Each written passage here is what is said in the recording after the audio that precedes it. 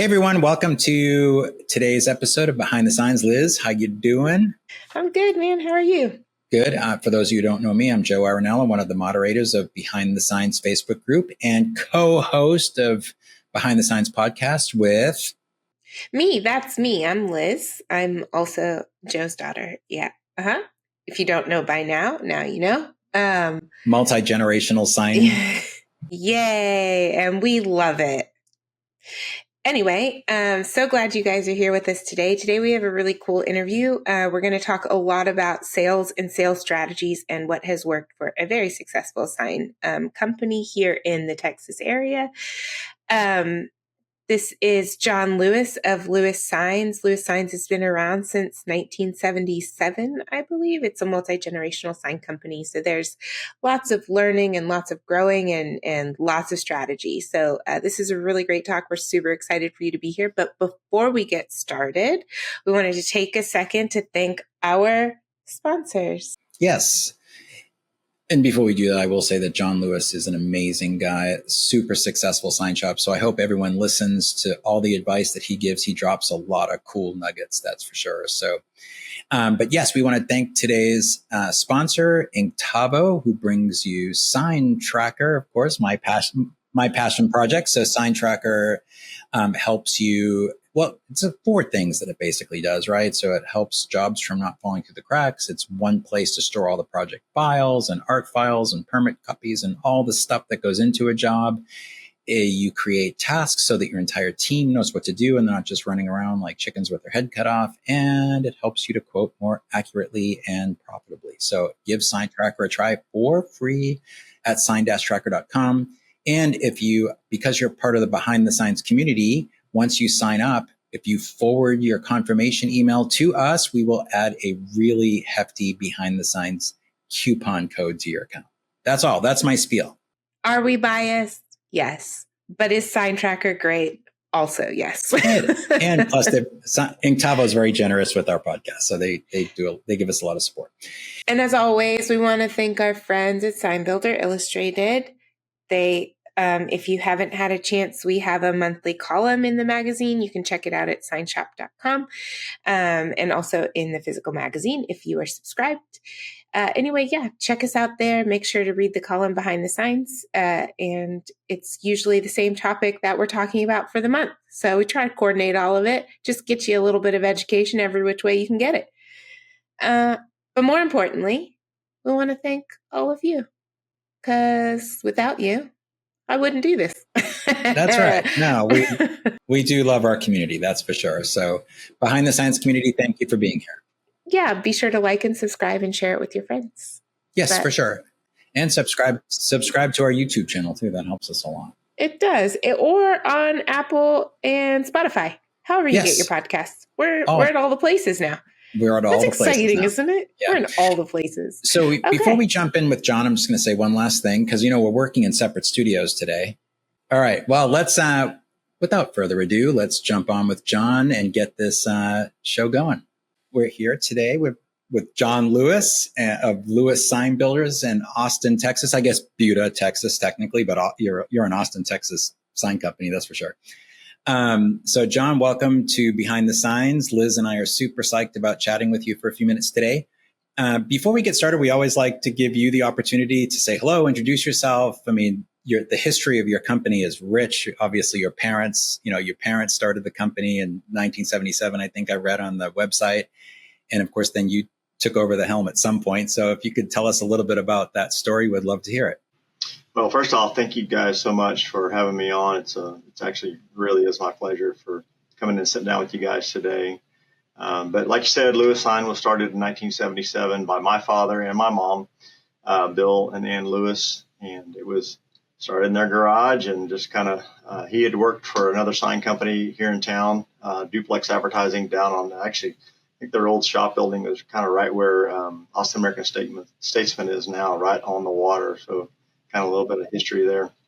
But anyway, it was Duplex Advertising. Duplex Advertising. I thought I heard of all the old sign shops in Austin. I don't think I ever heard of that one. So he worked for Modern Sign and then Duplex. So this would have been, it was back in the 50s and 60s when he worked for those guys.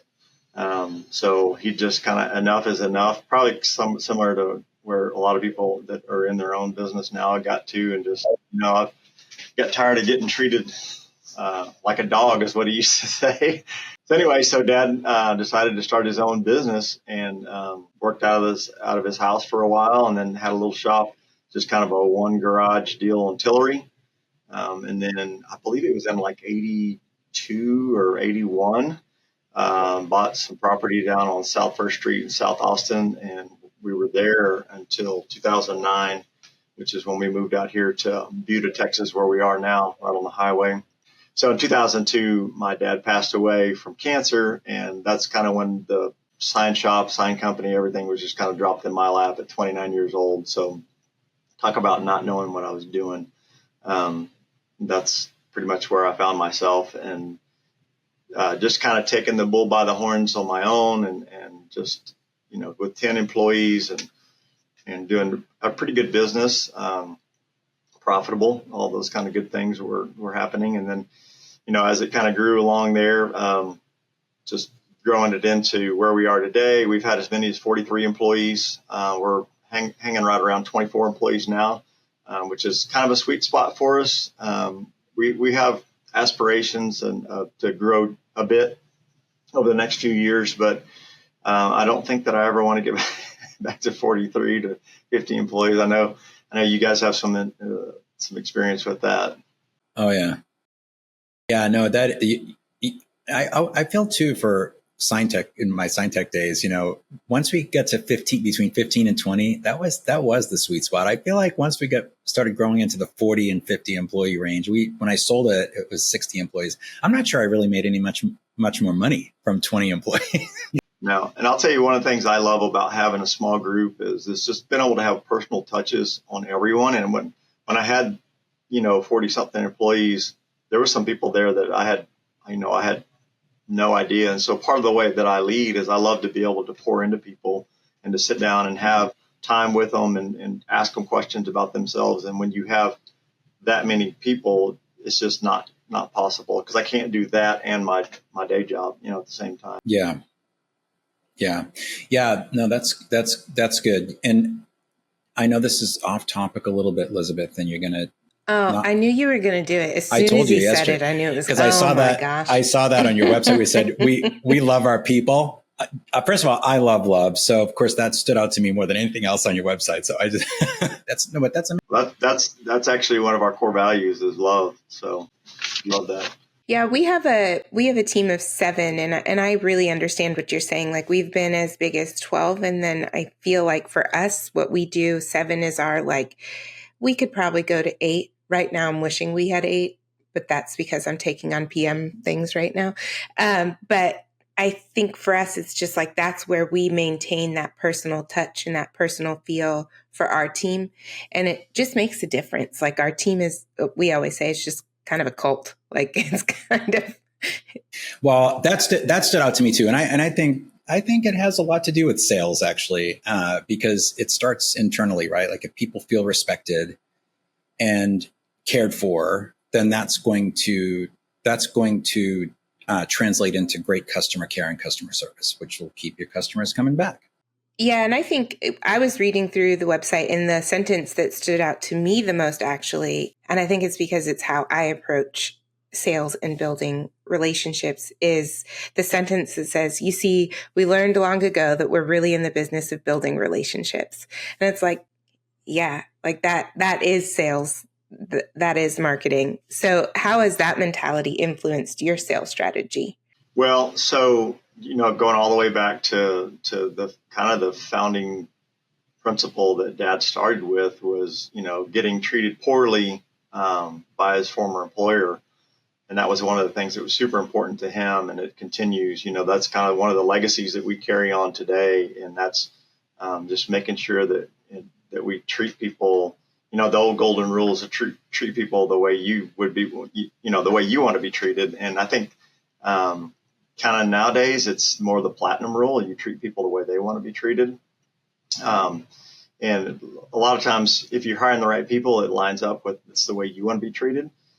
So that's kind of how we go about, even just as far as like is hitting people out on installs or whatever. It's like, if I put myself in that situation, what information would I want? Or if I'm, building something in the back of the shop, what information, making sure that our information is good. And then, like I said earlier, just kind of having, not only do I have a touch on people, but their managers, with just about in every single department that we have, there's actual one-on-ones where the guys sit down with their direct manager. So they have the opportunity to speak truth to power. It's funny because it really sounds like, John, you're coming in on this middle ground that is between Joe and I. It's hilarious because he is like 100% your business is a sales organization. And I'm like 100% your business is not. Your business is a relationship building organization. And some people think those are the same. I definitely do not. But you're like in this middle ground where you're like, they can live together peacefully. It's true. It's true. I mean, for us anyway, I started off in the sign industry as a salesperson. So, when I started my sign company with Robert, my business partner you brought up earlier, we both came out of sales. And so I kind of had that idea that I was a sales organization first, and then a sign manufacturing company second. I mean, that evolved over the years, but I mean, how do you guys, view yourself? I mean, how do you view your sales strategy? Well, so I had a conversation with a guy a long time ago, and he said, it's real simple. Return people's phone calls, be nice to people, and just do what you say you're going to do. So I mean, so many, it's not that hard, just be, it's like it comes down to an integrity thing, I think, for us. And we talked to so many customers that like, thank you for calling us back. Nobody will call us back. And I'm like, this is ridiculous. There's so much work in this town that needs to be done or can be done. And there's just people out there that are just not chasing it. Absolutely. So my business partner is my husband, and he says the reason that we're as successful as we are is because we just do what we say we're going to do. Like 100%. We are organized, we are communicative, and we do what we say we're going to do. And that's really hard to come by. And it blows my mind, but you're very right. It just doesn't happen that often. It seems like common sense. In the Behind the Signs group, John, what comes up a lot, when people sign up for Behind the Signs, Liz and I asked them, hey, if you could ask one question that would have the greatest impact on your shop, what would it be? And at least 50% of it has to do with how do I get more customers, right? Sales. And I think a lot of that has to do with the fact that, like we talked about a little earlier, that most sign shops are small. They're usually technicians, kind of like your dad in a way, where they're being mistreated or they think they can do it better. And so they break out and start their own sign company. But then it comes down to that whole thing about, like the E-Myth, that book, right? So where it talks about, how do you transition from a technician to a manager to an owner? And, when you think about sales, that's probably a big role that's a big mindset shift. I think a lot of folks need to make. And I guarantee you that question wouldn't come up nearly as much in the community if folks started thinking about sales as a strategy. When I say sales, Elizabeth, I can see that smirk on your face, but I mean, I know it's the sales customer care. So today, anyway, I'm going to say all that to say there's 3 things that we kind of wanted to talk with you about today. We can just all kind of brainstorm together, but how should a company actively participate in networking or sales, and then developing, how do you hire and develop a sales team, and then building and maintaining, customer relationships. And we don't have to write a book on those 3 things, but I think if we can kind of talk about them a little bit, how your experience in that, and then we'll kind of go from there. But so I think, I know for me, I dread networking. It's really strange to hear a podcast host say this, but I hate public speaking. I hate networking. I am the most socially awkward person you will ever meet. Today and every day when I leave the gym, I have encountered one person. I will think about that interaction for the rest of the day because it was so incredibly awkward. I'm just very awkward in person. But I do know that you have to put your name out there. You have to network at some level. So what's your best advice for someone who, I mean, I've found ways that work for me, but like for someone who wants to make connections in their community that might lead to sales opportunities, or maybe some events that you would recommend that they go to, what are some of the things that have worked for you for networking? Well, so here recently, the last couple of years, I've joined kind of a CEO peer group called Vistage. Maybe you guys have heard about it. And that's been really helpful for me, just with getting to know other CEOs. But then, as you, and Joe, you could probably relate to this, is as you get, further along in your career, there's less and less people that you can talk to. So as business owners, it's really important to find a group that you can kind of vent to, whether it be about insurance or employees or overtime, whatever the deal is. I mean, there's a litany of different things that you can talk about that you guys will connect on. But just as far as like trying to sales, and I believe that's where we're headed towards today, just trying to figure those things out. But and I would think there's a lot of peer groups. There's young professional peer groups. And it sounds, I know probably Liz, for you, this would be like, okay, this is my own little personal hell of trying to put myself in front of a bunch of people in a round circle like that. But at the same time, like everyone feels that way. Everyone walks into the room like that, and everyone feels that way. So I feel like just get over yourself and be yourself.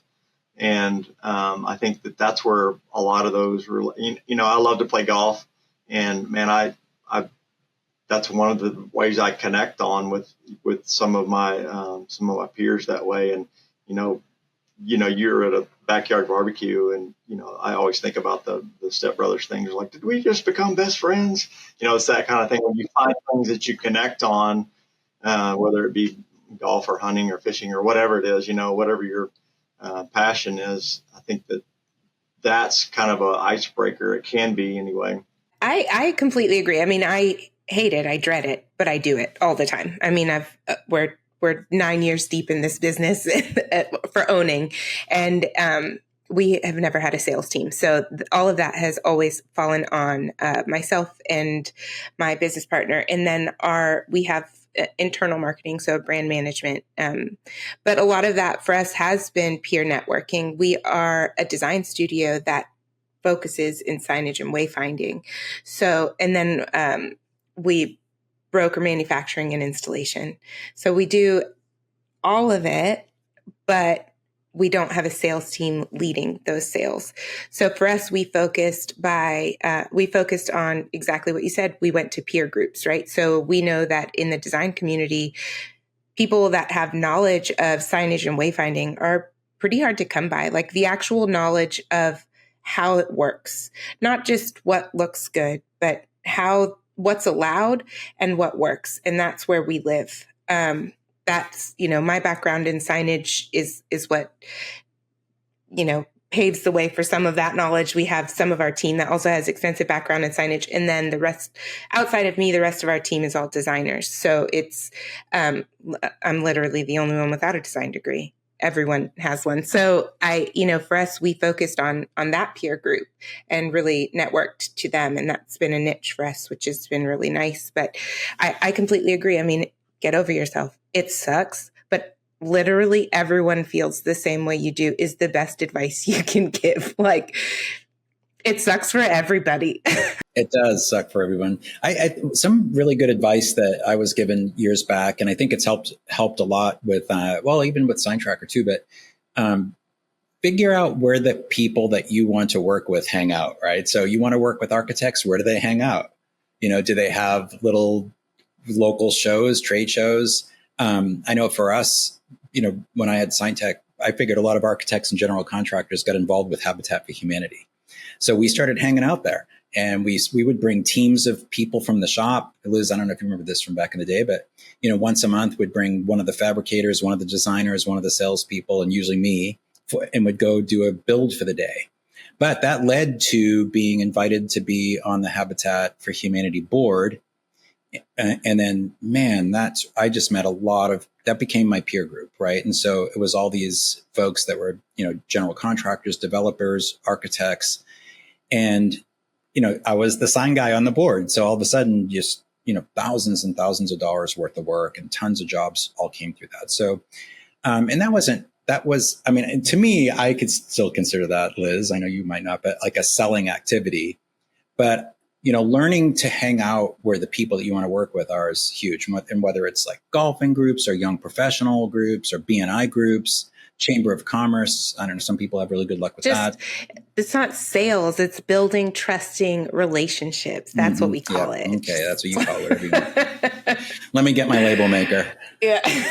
One thing that I should mention is, when I first took over the company and I decided, we'd never done $1 million in sales. So I set that as a goal, is trying to do that in a year. So one of the low hanging fruit is the install work, right? So the national companies I know that ISA has kind of a meet and greet, at least they used to at the big show, where you have locals or kind of regional companies and the big national companies, and they have like I don't know if they still do that or not, Joe. You might be able to speak into that.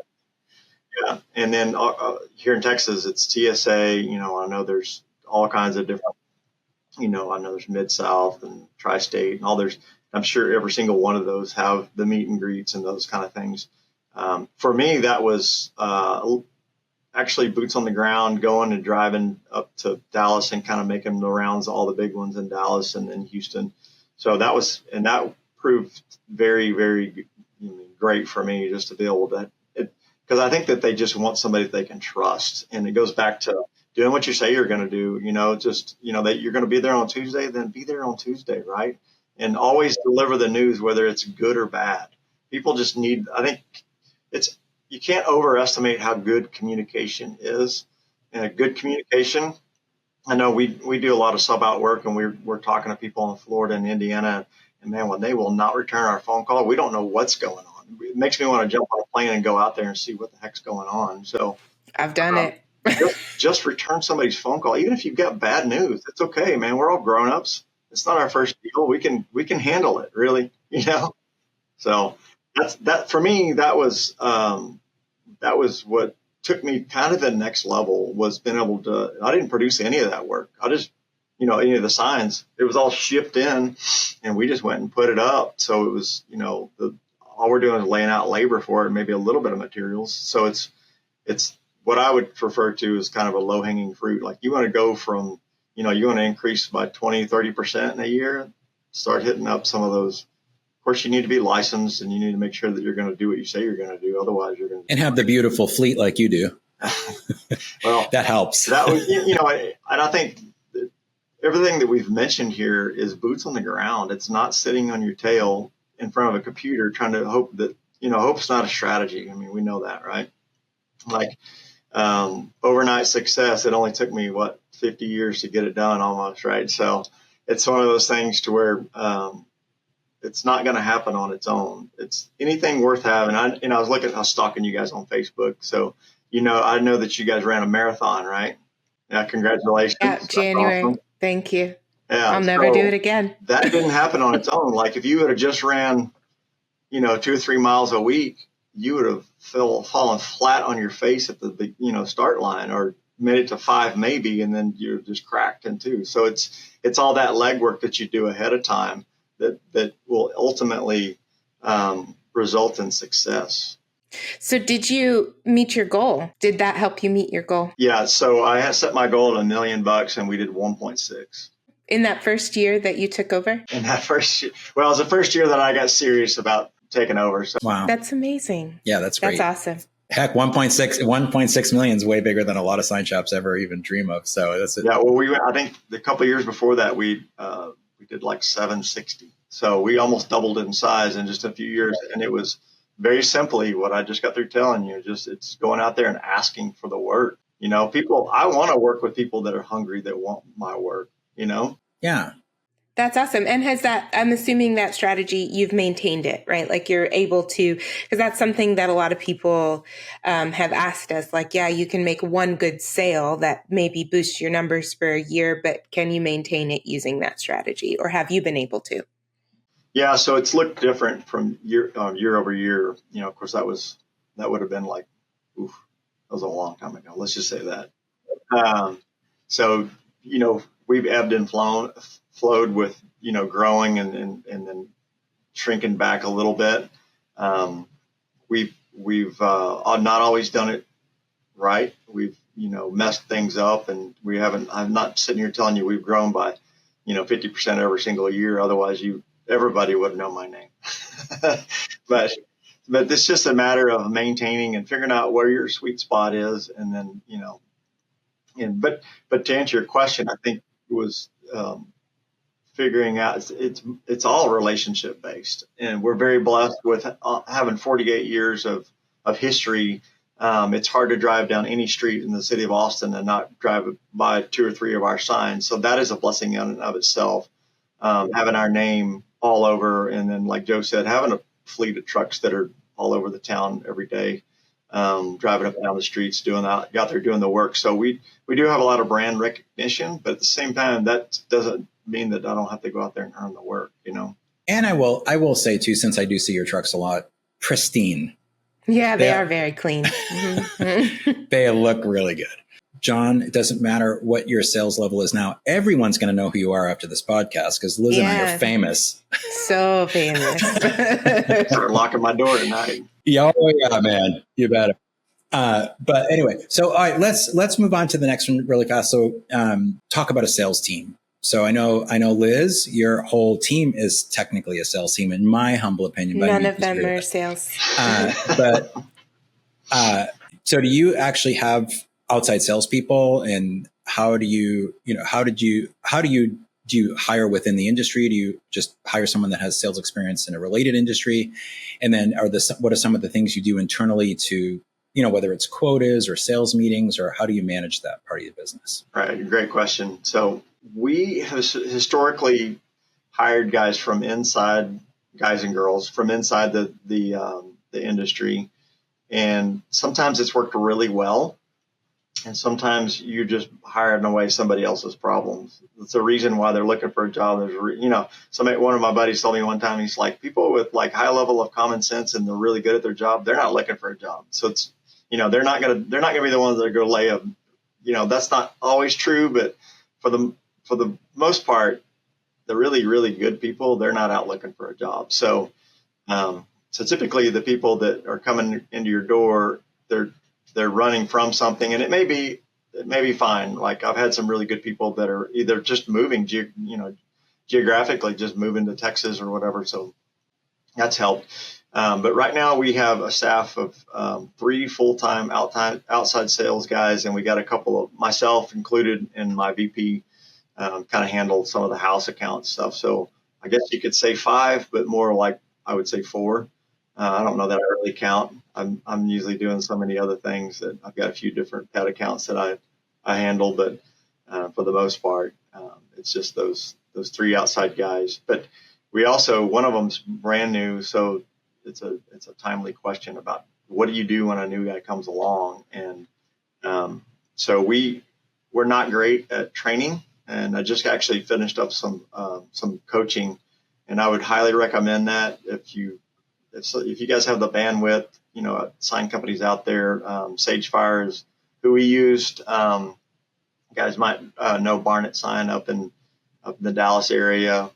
So Julie Barnett is kind of heading that up. But Marco is who we've been working with.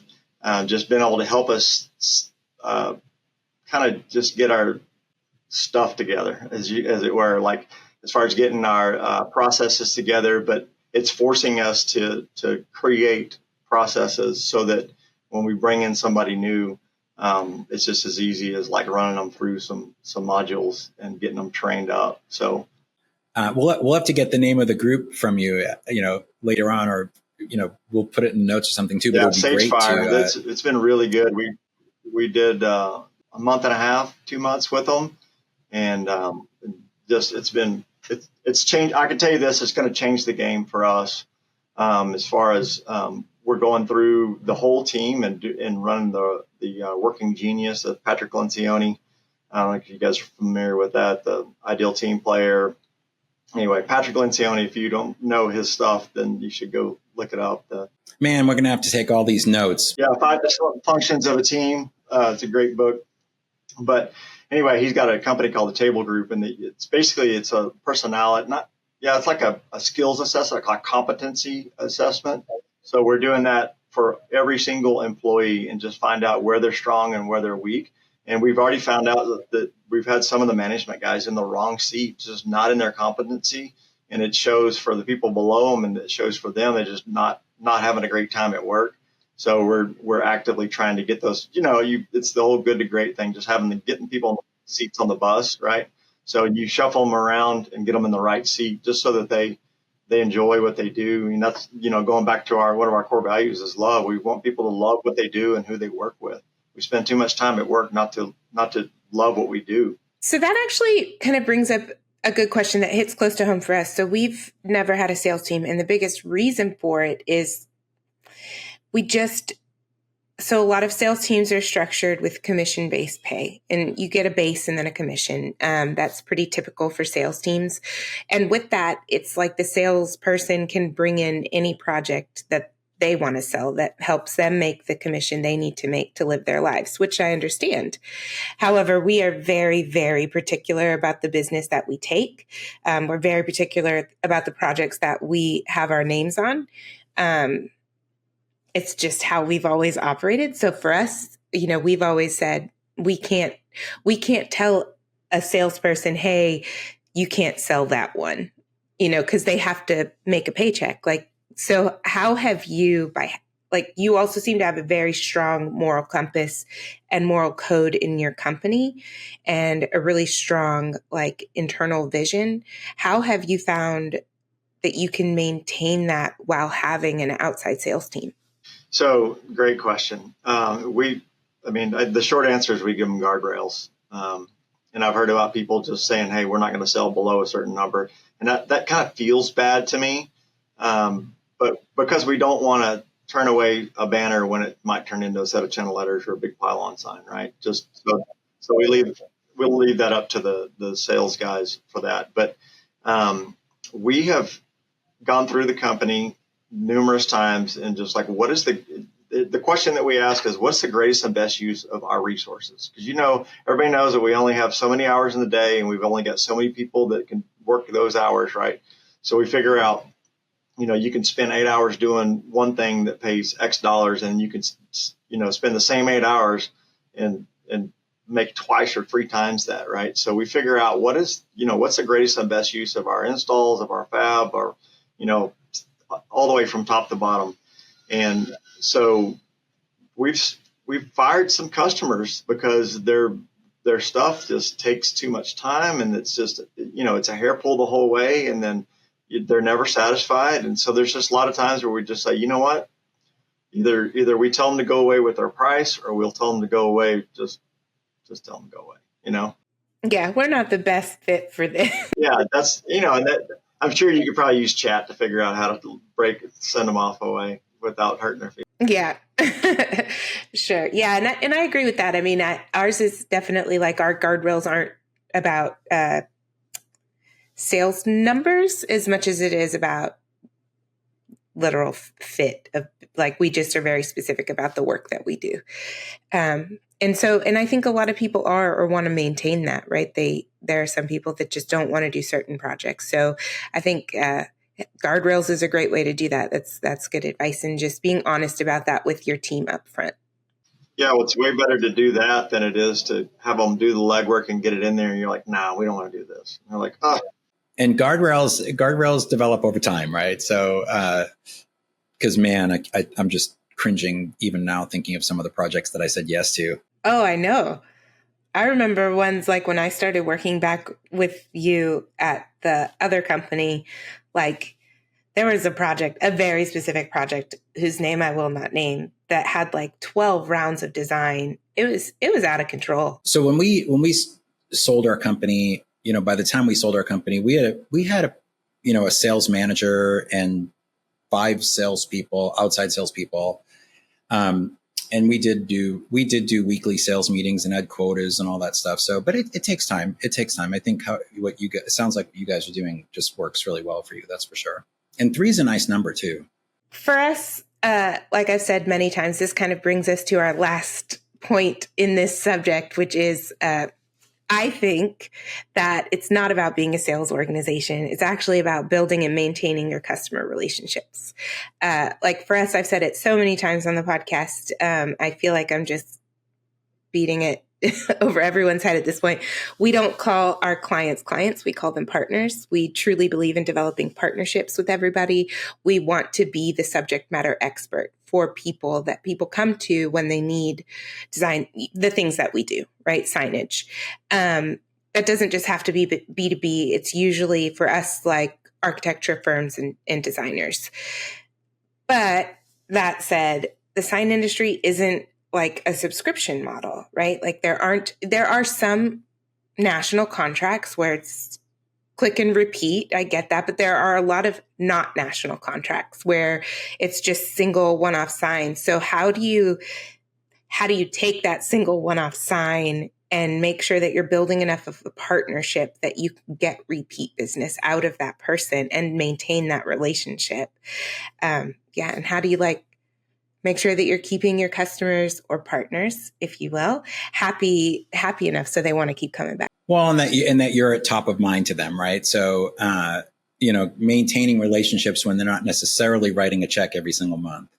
For us, it's just being able to be consistent when they do call us and be able to. It's kind of like when you're traveling across country and you see a restaurant that it's in your town, right? That what you're gonna get when you walk inside, right? You're gonna get greeted. You're gonna, if it's a nice enough restaurant, or if it's like Chick-Fil-A, right? If you go to Chick-Fil-A in Buda, or if you're down in Corpus or Houston or whatever, what you're gonna get. You're gonna get quality food. You're gonna get the quality customer service, and I feel like that's kind of I don't really ever come up with my own ideas. I always shoplift everybody else's ideas. And I feel like that just because I know that, so my strengths don't lie in coming up with my own ideas. So what I do is I'm paying attention to everything all the time. And if there's something that Chick-fil-A does, then I'm going to pull it in. If there's something that, a car dealership that I really like does something and it treats me in a certain way, I'm like, hey man, how can I, integrate that into my own business? But just being able to just consistently, they know what they're going to get, right? So when they call me up, they know they're going to get, quality designs. They're going to have the same person talk to them every single time. And it goes back to Liz, man. I think that I kind of lean more your way than Joe's, because I feel like it is a relationship. But that goes back to kind of my why of what I'm doing is I want to build character in the men and women that work for me. That's my whole thing that I want to do is I want to develop character in those around me. I want to build leadership. I want to just have that integrity, high level of integrity with everyone that works for me. So I had a guy one time that would work for me and he was doing something kind of shady off on his own. And I'm like, dude, that looks bad on us. He's like, no, it has nothing to do with you. I was like, it has everything to do with me. Because you represent me when you leave here. So integrity matters, Yeah, that's ours. So our internal motto has and always will be do good work for good people with good people. And I think that all of those pieces work together. And that was something that carried us through. Like even, we were still a fairly new company when the pandemic hit, and for us to be able to not have to fire anyone and not have to lay anyone off like that, or even furlough anyone, that's, the way that we did that was we said, well, we have this team that has done good work with us and for us for so long and has brought our vision to life. So we need to make sure that we're there for them now, and just kind of pouring back into them and making sure that they're good. Well, I think at the end of the day, too, people people like doing business with people they like, right? So yeah, again, you have to be happy at work, right?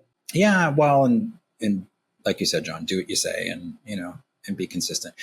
And getting. By the way, I should just say this as a side note. What is it? What do they say? Like 90% of creativity is stealing. So don't feel bad about that. It's inspiration. I call it inspiration. I'm the same way. I was inspired. Yeah. Like, no, you stole their idea. Yeah. Hey, as long as it's not trademarked and you're not going to get sued, you're good. Imitation is the greatest form of flattery. They should be flattered, right? Yeah. Hey, I will tell one little funny story just because it's sales related. And Liz, you remember because you were at the shop during this time. So John, I'm not joking, man. This happened. So hopefully this puts any bad story you have, you won't feel as bad about it. You know what story I'm going to tell, right, Liz? I don't know. I am so scared. So we did same with you. We cycled in salespeople. We had some bad hires for sure. Some of the best hires were, like you said, though, people that came and moved from out of state that were moving here. We got some gems that way. But we hired this one person, and they were out selling. We trained them. They had some experience. I think it was selling print or something. But anyway, they went out. They sold a channel letter set to a jewelry store, right? And so we did the job. We went out with the trucks, installed the sign. And later on that afternoon, we're all sitting in our office and like 3 police cars pull into our parking lot at Sign Tech. Cops get out. They come in. They arrest the salesperson. After the sign was installed, the salesperson went to the jewelry shop and robbed it on the same day. And the owner of the jewelry shop was like, had it all on tape, and he was like, wait a minute, this is my sign guy. And again, that reflects on you. but yeah, oh yeah.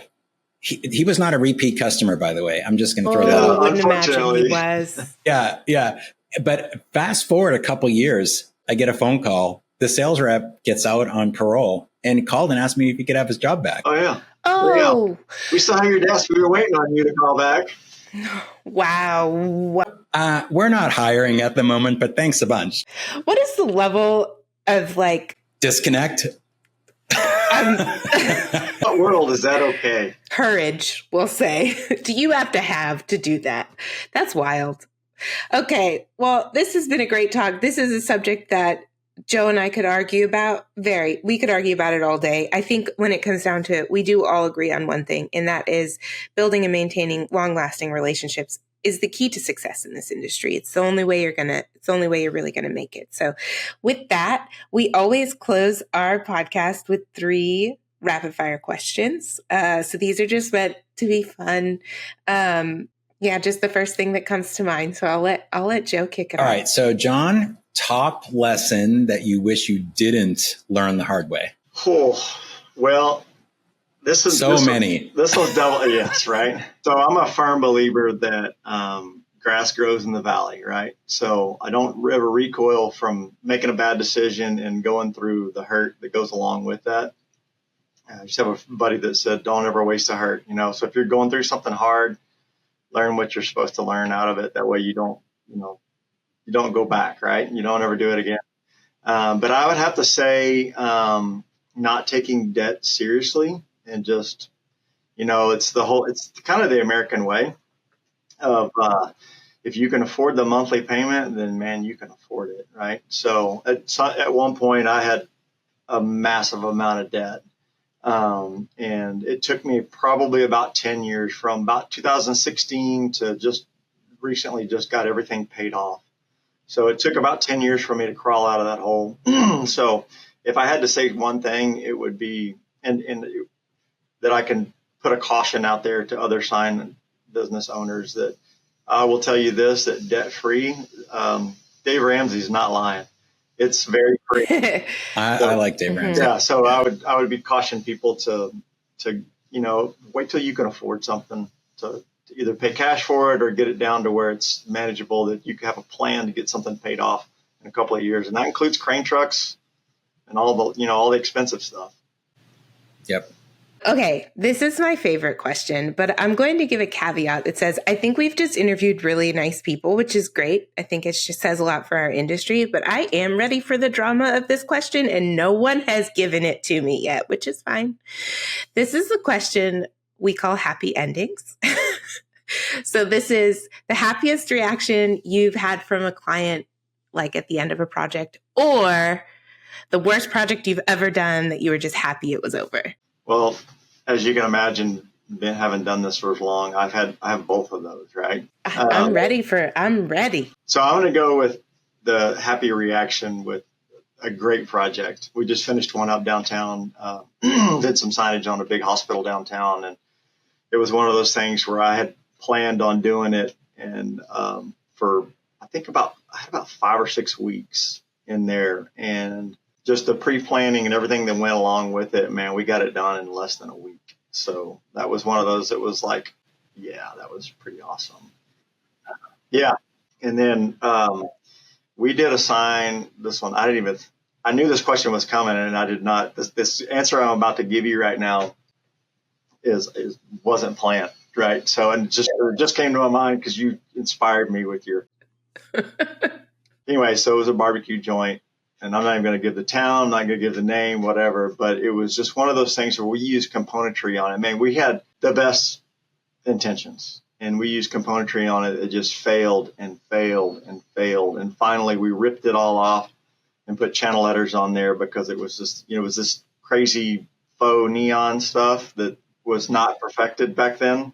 And good Lord, I was so happy to get that one just like out of here. It was, ugh. And even now, when I hear the name, it just like I can't even eat their barbecue anymore. It's just like, no, that's not true. I still love their barbecue. Yeah, that's good. I had an old project manager, like from years and years and years ago, reach out to me the other day. She's going through. She switched industries to the real estate industry because she loved it that much in the sign industry. And she just was talking to me the other day about how she was doing an interview for a new real estate company. And they asked her about like a really bad, project that she dealt with. And she went through one of our sign projects that we did that is also one of my worst nightmare projects. And she was like, Liz, the PTSD that I felt just telling that story. So I get it. Yeah, totally get it. Well, just every time I saw the name, I just knew like, I could just see the dollar signs rolling just because I knew how much it was. I mean, we've all been there, but oh my God. Oh, yeah. Yeah, it's the worst. Well, I always think this question's a little weird for our closing question because most of the folks that we talk to really enjoy being in the sign industry. But if in another lifetime, if you were to do anything else besides being in the sign industry, what would you fantasize about doing? Well, first of all, I can't imagine ever doing anything other than this, just because I love what I do so much. I mean, and it's not even sign's cool and all that, and being able to run my own company is awesome. But just the people that I get to work with on a day in, day out basis is so blessed, and just thank the Lord every day on just being able to have really great people surrounding me, just their family, so. But to answer your question, I think that I would probably be hunting or fishing somewhere on some sort of professional. But actually, that wouldn't pay the bills. So I think probably I would be in ministry somehow, like serving the Lord some way, whether it be in a church capacity or in some sort of nonprofit. But just being able to use my time, talent, treasure in that way, just to be able to further the kingdom. Yeah, that's sweet. Well, Elizabeth, you know what I would say about that, because that's my answer is this exact same answer. Like if I was doing something other than what I'm doing right now, I'd be my fantasy in ministry is more like a chaplain. So like a first responder chaplain. There's a hurricane, get down there, and do some ministry work. But anyway, but right now I'm a minister in the sign business. So here I am. Yeah. If I could make a living petting puppies, that's what I'll say that's a close second for me. I do love puppies. Yeah. Just give me some goats and some puppies. I'd be happy. I will say you wouldn't be the first one that said hunting and fishing. I think fishing guide has come up a couple times already. Yeah, well, I have some buddies that are fishing guides, and they're like, "You don't want to do this. This is like adult daycare." Mr. John Lewis of Lewis Sign Builders, Buda, Texas. We are so appreciative. I think there's some really good gems in here that are going to be helpful to the community. So thanks for hanging out with us. And one of these days we should visit your shop, Liz and I. I know. We could do some I'm in in-shop Manchac, filming. Texas, so I'm very, very, very, I go to Buda every morning for the gym. I'm right on the line. I know. I don't know why when I think Lewis Signs, because I've passed it so many times, but I always think closer to San Antonio, and I forget that you're just literally less than 10 minutes from where I am. Thank you guys so much for having me on. It's a pleasure to carve out the time and wish you guys the best. And thank you again for having me on.